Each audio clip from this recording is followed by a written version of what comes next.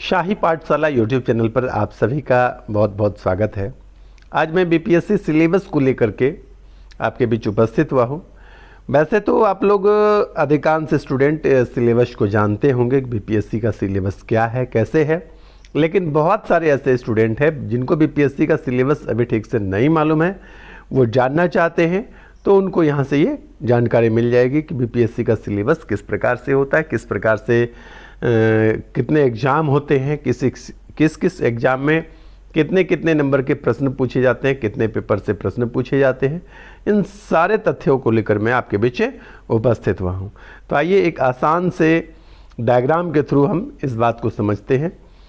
यहाँ पर मैंने एक डायग्राम लिया है जिसमें ये मैंने बताने का कोशिश किया है कि बीपीएससी का जो एग्ज़ाम होता है वह 3 स्टेजेस में होता है। पहला होता है पीटी का, दूसरा होता है उसका मेंस, तो और तीसरा क्या होता है, इंटरव्यू होता है। पीटी एग्ज़ाम जो आप लोग दे चुके हैं हाल के समय में, और मैं समझता हूं कि जिनको 100 के अराउंड में नंबर आ रहे हैं वो निश्चित रूप से मेंस की तैयारी में लग जाइए और कोई ना कोई पेपर जो है आप जैसे स्टैट को बनाइए। जिसका ऑप्शनल अच्छा नहीं है वो ऑप्शनल सब्जेक्ट को अच्छे से देखिए। 100 के 1-2 नंबर जिनको कम भी है, 98 मैंने कट ऑफ रखा है, और कट ऑफ 98 मैंने इसलिए रखा है क्योंकि सिर्फ 66वें बीपीएससी को छोड़ दिया जाए तो हमेशा से कट ऑफ जो है 96 अथवा 97 रहा है।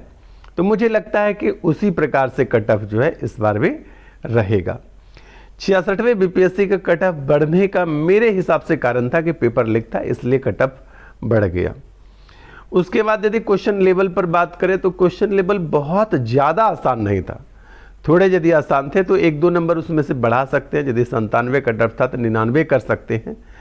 बहुत हार्डली मैं 100 तक पहुंच सकता हूं, 100 से आगे तो बिल्कुल भी नहीं कहूँगा। खैर जो भी हो, कट ऑफ तो रिजल्ट एक दिन आएगा तो वो पता चल ही जाएगा। सिर्फ मैंने ही गेस नहीं किया है, 100 के अराउंड में बहुत सारे अच्छे टीचर है जिसका शॉर्ट वीडियो मैंने आपको दिया भी है कट ऑफ में। तो मुझे लगता है कि 100 होना चाहिए। खैर वो बाद की बात है। अभी आप लोग यही समझिए कि 100 के अराउंड में जिनको भी नंबर आ रहा है वह मेंस की तैयारी कीजिए। आपके सामने अगला 68वें बीपीएससी भी एग्ज़ाम है। आप मेंस में किसी एक पेपर को तैयार कीजिए। यदि रिजल्ट आएगा तो आप बाकी तैयार कर लेंगे, और यदि ना भी आता है तो 68वें बीपीएससी पीटी देंगे, वो क्वालिफाई करने का कोशिश कीजिए। और वहाँ भी चूँकि एग्ज़ाम देने के बाद तीनों पेपर यानी जीएस पेपर 1, पेपर 2 और साथ में ऑप्शनल, तीनों पेपर एक साथ तैयार कर पाना बहुत मुश्किल है। इसलिए जो है कि आप अभी कुछ ना कुछ मेंस के लिए मेंस पेपर पढ़िए। वैसे विद्यार्थी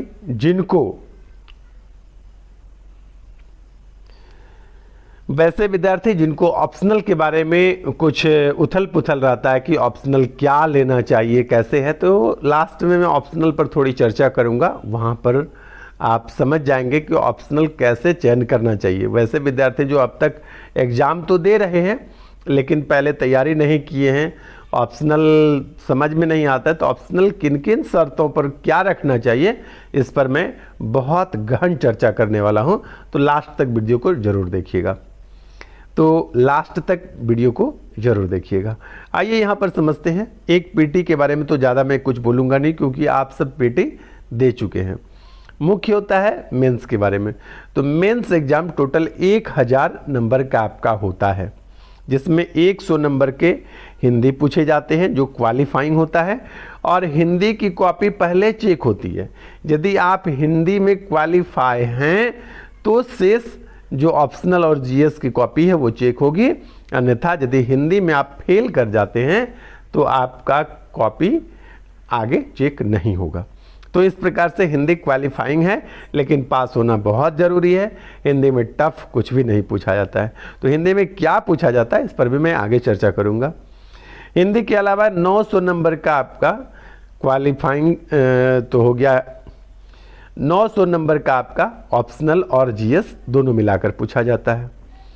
जीएस 2 पेपर रहता है, जीएस पेपर 1 और जीएस पेपर 2। जीएस दोनों पेपर मिलाकर 600 नंबर का रहेगा, जिसमें पेपर 1 300 नंबर का और पेपर 2 300 नंबर का, और 300 नंबर के ऑप्शनल भी होंगे, जो तीनों मिलाकर के कितना हुआ 900, और 120 नंबर का लास्ट में जो है आपका साक्षात्कार होगा, इंटरव्यू होगा। तो कुल मिलाकर के 900 और 120 यानी 1020 पर आपका रिजल्ट होगा, क्योंकि जो पीटी होता है प्रिलिमिनरी टेस्ट जो है वो आपके लिए सिर्फ एंट्रेंस है, आप वह पास करते हैं तो मेंस देने के योग्य आप हो गए, पीटी का नंबर जुटता नहीं है। आइए आगे हम देखते हैं कि किस किस प्रकार से किस किस सेक्शन में क्या क्या पूछा जाता है। यहाँ पर मैंने 2 सेक्शन लिया है, जीएस में क्या क्या पूछा जाता है। तो जीएस पेपर 1 एक सेक्शन है, दूसरा सेक्शन क्या है जीएस पेपर 2। जीएस पेपर 1 में कुल 16 प्रश्न आपसे पूछे जाएंगे, जिसमें से 8 प्रश्नों के उत्तर आपको लिखने हैं। जीएस पेपर 2 में भी 8 प्रश्नों के उत्तर लिखने हैं, जबकि कुल प्रश्नों की संख्या इसमें 13 ही होगा। ठीक है, जीएस पेपर 1 की पहले चर्चा कर लेता हूं, फिर जीएस पेपर 2 पर चलेंगे। जीएस पेपर 1 में 3 खंड होगा। पहले खंड में हिस्ट्री और आर्ट एंड कल्चर यानी संस्कृति से सभ्यता संस्कृति, history and art and culture से प्रश्न पूछे जाएंगे। सेक्शन 2 है जिसमें आईआर यानी इंटरनेशनल रिलेशनशिप से रिलेटेड प्रश्न होंगे और कुछ समसामयिक मुद्दों पर आधारित प्रश्न होगा। इस पर डिटेल चर्चा हम और भी आगे करेंगे, अगले पेज में मैंने बनाकर रखा है। और इसमें जो तीसरा खंड होगा पेपर 1 में वो होता है स्टैटिस्टिक्स को लेकर के। हिस्ट्री में कुल 6 प्रश्न होंगे, जिसमें से 3 अनिवार्य उत्तर आपको देना ही देना है। इंटरनेशनल रिलेशनशिप और समसामयिक मुद्दों पर आधारित जो प्रश्न होगा उसमें भी कुल प्रश्नों की संख्या 6 है और उसमें से भी आपको 3 प्रश्नों के उत्तर देना ही देना है। स्टैट में कुल 4 प्रश्न होंगे, जिसमें आपको 2 प्रश्न के उत्तर अनिवार्य रूप से देना है। हिस्ट्री के प्रत्येक प्रश्न जो है 38 नंबर के होते हैं और 3 के उत्तर देने हैं, यानी 38 गुना 3 total history art and culture से आपका 114 अंक के प्रश्न पूछे जाएंगे। 114 अंक के उत्तर आपको देने हैं, 38 नंबर के प्रश्न है और 3 के उत्तर देने हैं। आईआर और समसामयिक मुद्दों पर आधारित भी 38 नंबर के प्रश्न होंगे, 3 प्रश्नों के उत्तर देना है, यानी 114 अंक यहाँ भी है। और 36 अंक के 2 स्टैटिक्स के जवाब आपको देने हैं 4 में से, जिसमें कुल 72 अंक आपको मिलेगा। कुल मिलाकर 300 नंबर का आपका जीएस पेपर 1 हुआ। ठीक इसी प्रकार से जीएस पेपर 2 में भी 3 सेक्शन होता है, पॉलिटी, ज्योग्राफी, इकोनॉमिक्स, दोनों मिलाकर सेक्शन 2 में होता है, खंड ख में। और तीसरे खंड में साइंस एंड टेक्नोलॉजी से रिलेटेड प्रश्न होता है। पॉलिटी में कुल 5 प्रश्नों में से 3 के उत्तर देने होते हैं। ज्योग्राफी में कुल 4 प्रश्न से, ज्योग्राफी और इकोनॉमिक्स दोनों मिला करके कुल 4 प्रश्नों में से 3 के उत्तर देने होते हैं। और साइंस एंड टेक्नोलॉजी में कुल 4 में से 2 के उत्तर आपको अनिवार्य रूप से देना है। इसमें भी पहले दोनों खंड से 38 नंबर के 3 प्रश्न होंगे, इसमें भी 38 नंबर के 3 के उत्तर देने हैं। और तीसरे खंड में 36 अंक के 2 प्रश्नों के उत्तर आपको देने होते हैं। तो ये हुआ आपका जीएस पेपर 1 और जीएस पेपर 2। चाहे तो आप इसका स्क्रीनशॉट भी लेकर के रख सकते हैं, आप यहाँ साफ सुथरा है स्क्रीनशॉट ले सकते हैं। अब आइए चलते हैं कि पेपर 1 में क्या पूछा जाता है, पेपर 2 में क्या पूछा जाता है, इसको समझते हैं। यहाँ पर मैं सबसे पहले चर्चा कर लेता हूँ सामान्य हिंदी के बारे में कि सामान्य हिंदी में किस प्रकार से प्रश्न पूछे जाते हैं, कहाँ से प्रश्न पूछे जाएंगे। सामान्य हिंदी के प्रश्न वैसे तो आसान होते हैं, जिसको आप आसानी से बना सकते हैं, लेकिन फिर भी एक चर्चा कर देना अच्छा रहेगा।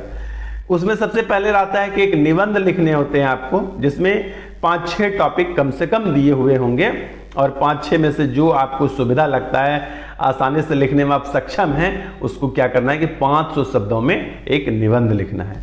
जो 30 नंबर का होगा एक निबंध आपको लिखने हैं। उसके बाद दूसरा है अवतरण को पढ़कर उसके 1/3 शब्दों में सार लिखना है, जिसको संक्षेपण आप कहते हैं, और संक्षेपण का हेडिंग भी लिखना पड़ता है। तो संक्षेपण 15 नंबर का पूछता है, एक संक्षेपण आपको लिखना है। तीसरा है अशुद्ध वाक्यों को शुद्ध लिखें, यानी अशुद्ध वाक्य वहां पर लिखा हुआ होगा और आपको शुद्ध लिखकर दिखाना है। तो इसमें से कुल 10 प्रश्न में से 10 को आपको शुद्ध करके बताना है। उसके बाद क्या है, अगला मुहावरा है। तो मुहावरा एवं लोकोक्ति, इसमें आपको अर्थ भी बताना है कि मुहावरे का अर्थ क्या है, लोकोक्ति का अर्थ क्या है, और उसको एक वाक्य में भी प्रयोग करके दिखाना है। इसमें कुल 5 प्रश्न होगा और प्रत्येक प्रश्न के लिए 3 अंक निर्धारित होगा, यानी कुल 15 नंबर का आपका मुहावरा और लोकोक्ति से मिलाकर पूछा जाता है।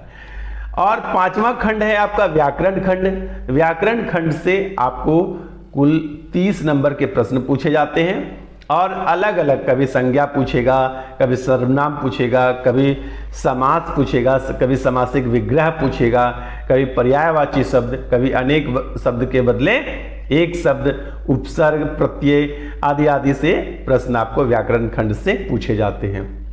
हिंदी में आपको क्वालिफाई करना बहुत जरूरी है।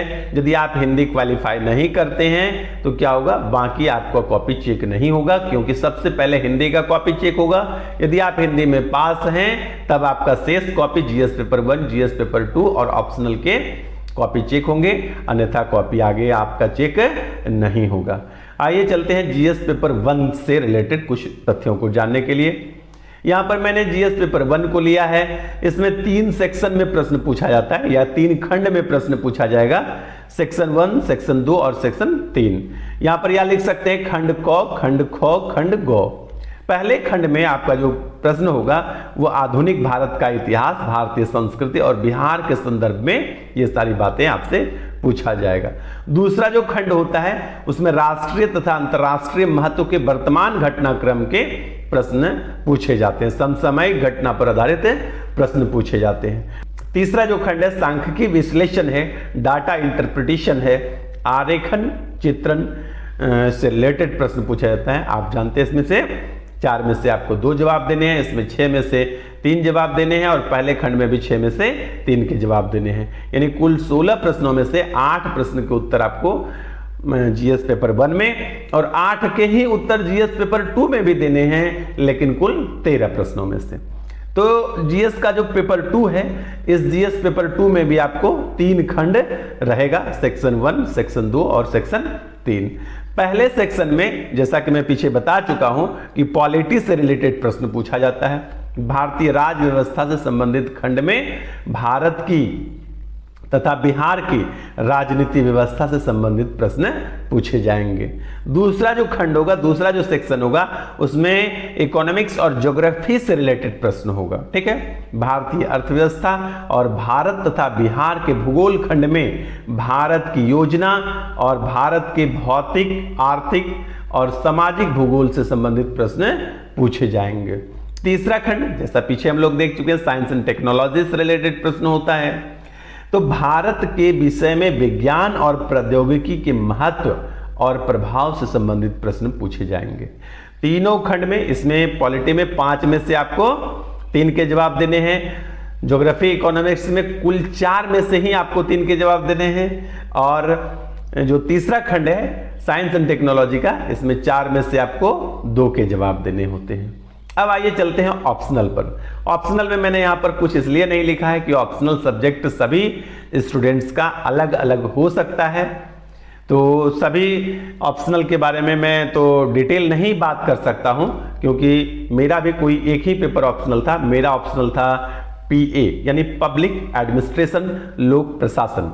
लोक प्रशासन में 2 खंड था और खंड क में भी कुल 6 प्रश्न में से 3 के जवाब देने होते थे और खंड ख में भी कुल 6 में से 3 के उत्तर देने पड़ते थे।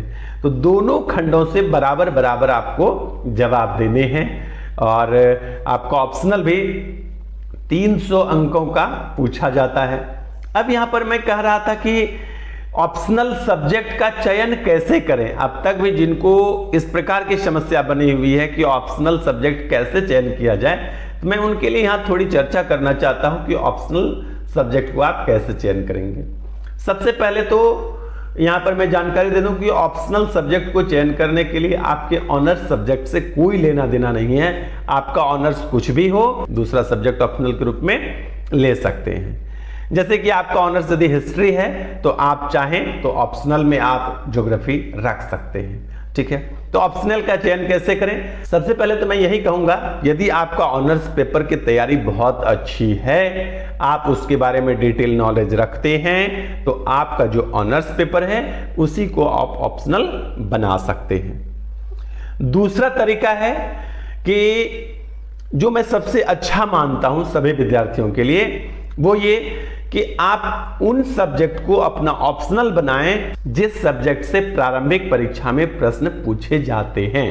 जैसे ज्योग्राफी है, जैसे हिस्ट्री है, जैसे पॉलिटी है, जैसे इकोनॉमिक्स है, तो इन सारे सब्जेक्ट से प्रारंभिक परीक्षा में प्रश्न पूछे जाते हैं। साइंस के सब्जेक्ट की भी मैं बात कर सकता हूँ, फिजिक्स है, बायोलॉजी है, केमिस्ट्री है, बॉटनी है। तो आपको वो सब्जेक्ट रखना है जहां से प्रारंभिक परीक्षा में भी प्रश्न पूछे जाते हैं। यदि आप ऑप्शनल रखते हैं सब्जेक्ट को ज्योग्राफी में, तो जब ज्योग्राफी ऑप्शनल आप तैयार करेंगे तो ज्योग्राफी से रिलेटेड प्रारंभिक परीक्षा के पीटी के प्रश्न आपको अलग से पढ़ने नहीं पड़ेगा। तो यदि इस प्रारंभिक परीक्षा में हमको एक सब्जेक्ट नहीं पढ़ना पड़ेगा, एक सब्जेक्ट का डिटेल नॉलेज है, तो निश्चित रूप से आपका वो समय दूसरे सब्जेक्ट पर देंगे तो आपका फायदा ज्यादा होगा। ये हुआ दूसरा नियम। तीसरा, यदि आपको लगता है कि नहीं ये भी ठीक नहीं है, तो तीसरा जिसे मैं बहुत कम तवज्जो देता हूं, जिसको मैं ज्यादा कारगर नहीं समझता हूं, लेकिन फिर भी लोग इसका चयन करते हैं, और वो इसलिए करते हैं क्योंकि उसका सिलेबस अन्य सब्जेक्ट की तुलना में थोड़ा छोटा होता है। इन सब्जेक्ट के बारे में ऐसा पूर्व अवधारणा बन गई है कि ये सब सब्जेक्ट आसान है, इसको विद्यार्थी जल्दी समझ लेता है, जल्दी पढ़ लेता है, तो आप इसको भी रख सकते हैं। और इसके बारे में तो मैं पहले ही कह चुका हूं कि मैं इसको ज़्यादा कारगर नहीं मानता हूं, तो इस बारे में मैं ज़्यादा कुछ नहीं कह पाऊंगा।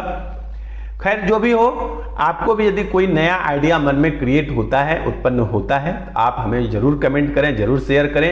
यदि आपका आइडिया मुझे पसंद आया तो निश्चित रूप से जब कभी भी मैं अगले एग्जाम के बाद वीडियो बनाऊंगा तो आपके उस आइडिया को भी मैं मिलाकर लोगों को बताऊंगा। तो नियमित रूप से शाही पाठशाला के साथ बने रहिए। स्टैट मैं आपको बहुत अच्छे से करवाऊंगा, टेस्ट भी लूंगा। टेस्ट आपको आंसर राइटिंग करने अभी से ही सीख लीजिए। मैं कुछ सिलेक्टेड प्रश्न दूंगा, उस सिलेक्टेड प्रश्न से आप प्रश्नों को याद कीजिए, प्रश्नों को लिख कर देखिए।